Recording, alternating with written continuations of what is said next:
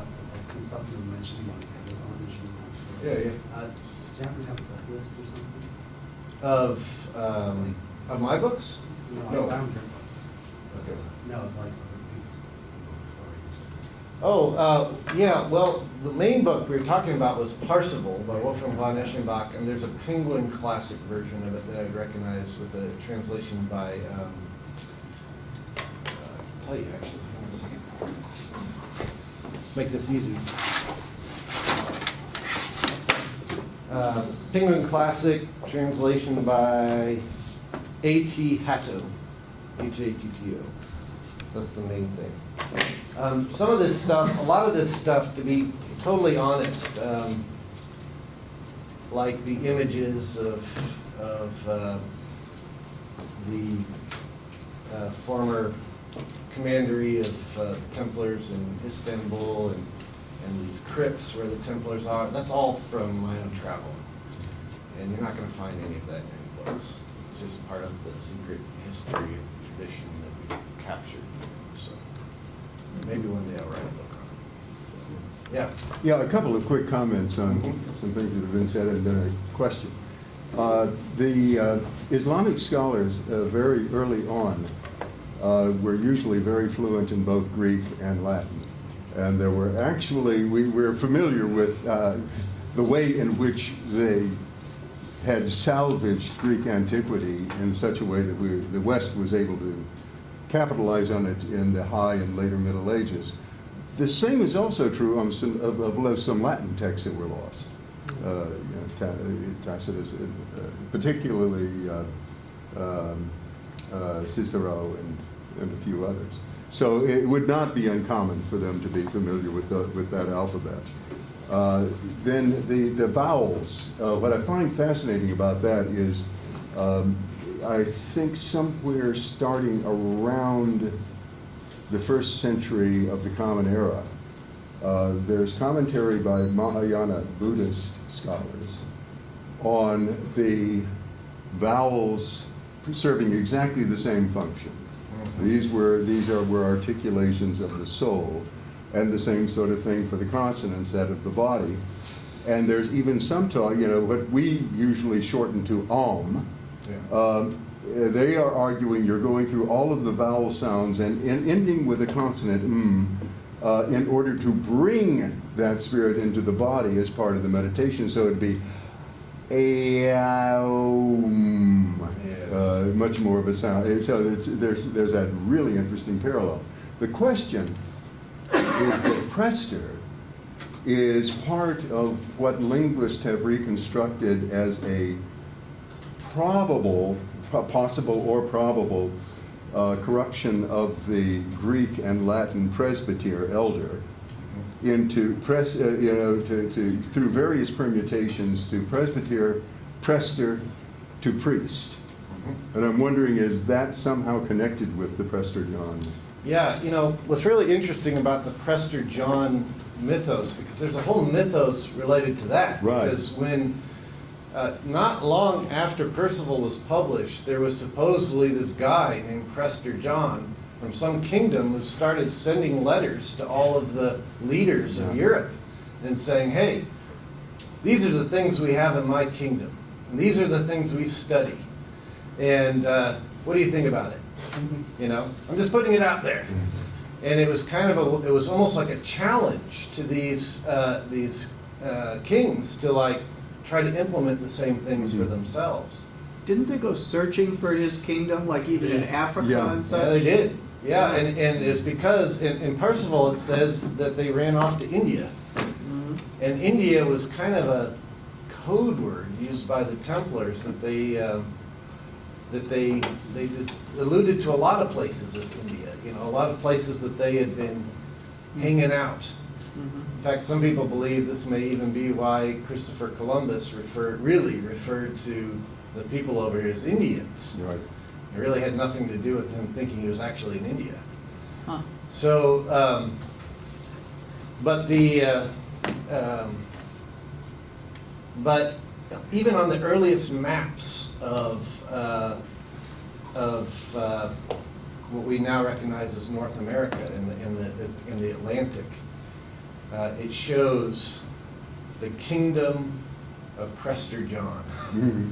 Somewhere east, the other thing it says is in Percival is that this place called India was also referred to as Tralabet.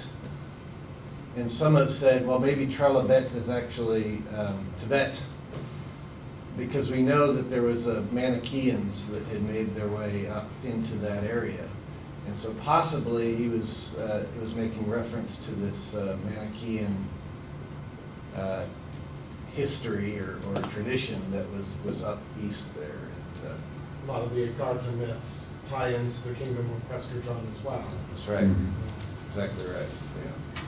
But that idea that so you have Prester John, and then everyone who rules thereafter is named John. I mean, it's pretty telling of a secret Johannite tradition. You know what I mean? So, yeah. What do you think about the Templars in America stuff that's been going around? Well, according to our tradition, yeah, I mean, there've been Templars here long before Columbus.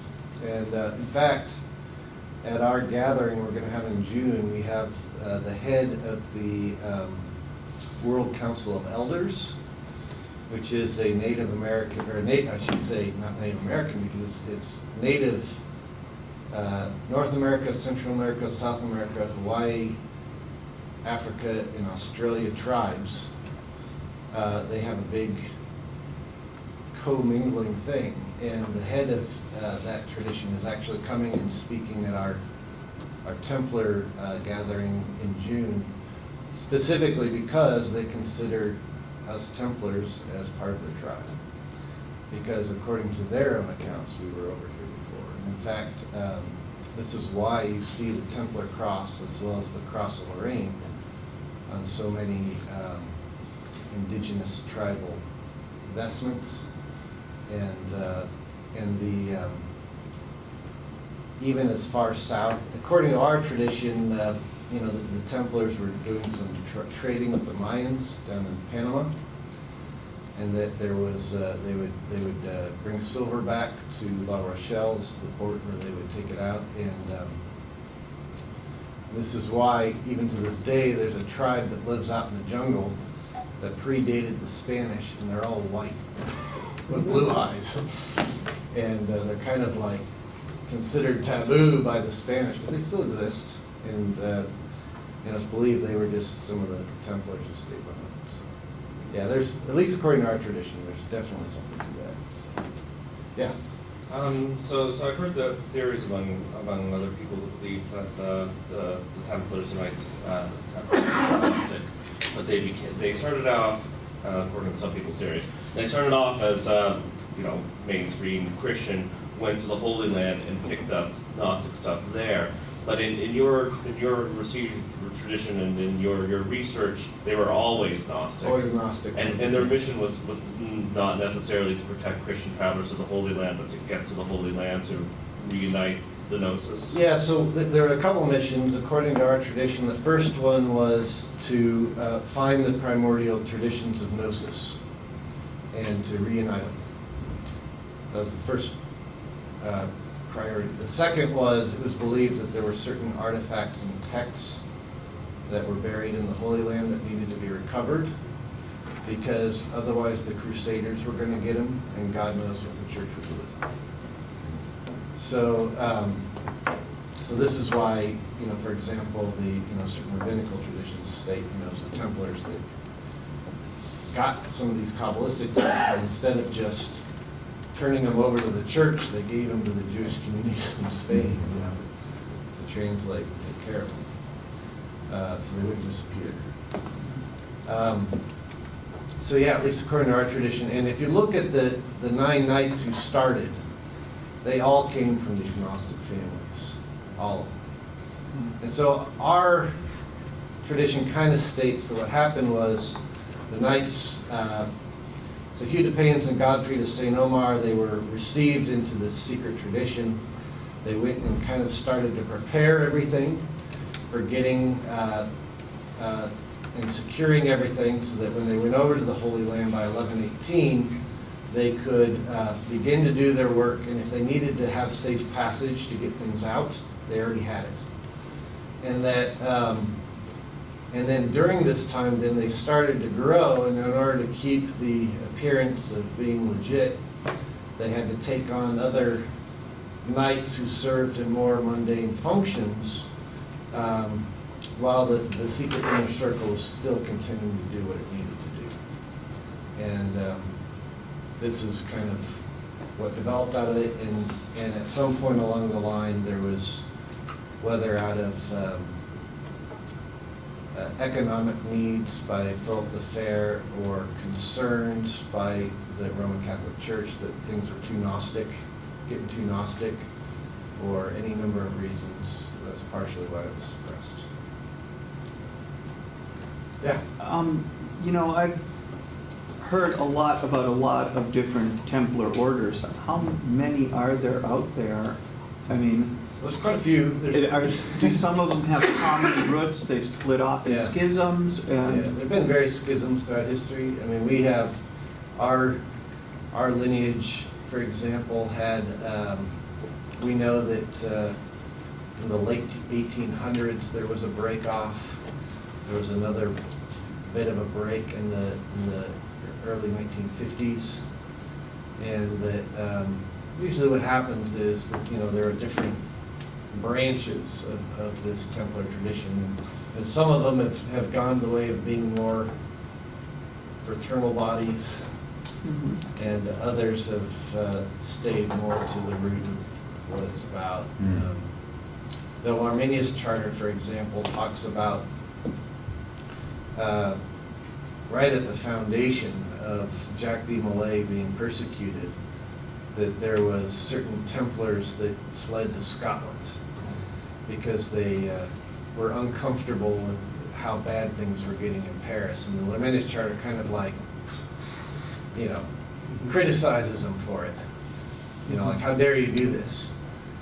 And what's interesting is we now know, for example, that you know, there's a lot of evidence to suggest that Masonry came out of Scotland, Yeah. as one of these potential Templar traditions. And proof of this is, as a matter of fact, Rosslyn Chapel, that was completed in 1420, you know, it has all these Templar and Masonic things carved in it, but there's also as it was being preserved by the Sinclair family, which was the same family that Hugh de Payne's married into with Catherine de Sinclair. But there are certain carvings in Rosslyn Chapel, specific ones that have to do with that. It's going to sound more impressive than it is, but it has to do with vibrational frequencies and how they organize sand patterns. These are carved in Rosslyn Chapel. We know that's what they are because we can see angels playing notes, and those notes are the notes that produce those patterns. And there's only one other place in the world where we find those exact same patterns, and it's at the Templar commandery in Istanbul, which, you know, was where Hugh de Payne and Godfrey de Saint-Amand were originally initiated. So clearly, there was knowledge that was being preserved and then did make its way into Scotland via Templars. I think some Masonic historians are uncomfortable with that idea, the idea that they came out of Templars. But in my opinion, look, whether we look to knights who fled to Scotland or whether we look to the cathedral builders of France, either way, we're still going back to the Templars, so you can't really escape that. So, Can you briefly, maybe, go into the post-Palaprat Templar order? yeah. So after Palaprat passed away, the order continued to exist. There were some schisms that happened during that time. There were some French who had joined the order at that time who were uncomfortable with Gnostic associations and coming from Roman Catholicism. And so you see, at some point along that line, that's when the Johannite church was, there was kind of a break there. And we see a similar thing actually happen later on within Martinism, where Martinism started out as this very Gnostic system associated with the Gnostic church, and there were certain Roman Catholic Martinists who felt uncomfortable. And so Papists said, okay, you can break off and form your own little tradition and call it mystical Christianity, so you feel better about yourselves, you know.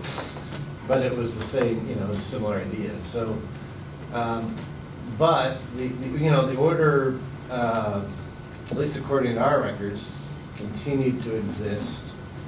There was some turmoil during the time of Napoleon, which is or Napoleon III, and where part of the order outside of Paris completely broke away from the main order that was in Paris at the time.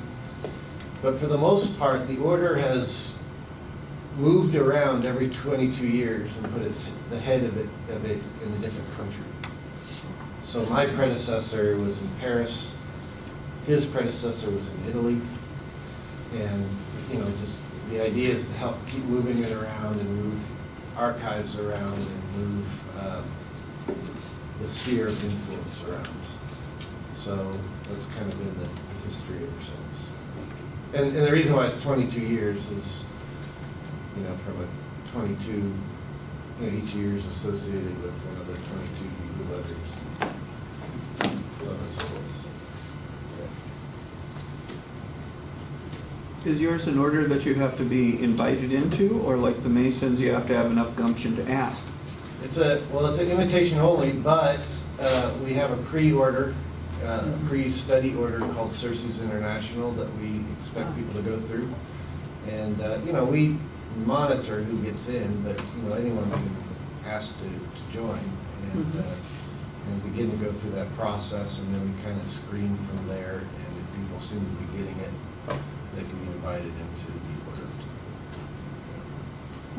And the reason for that is we used to just recruit high initiates from different traditions, got it. They didn't necessarily have to have a fancy title, but they at least understood what it was all about.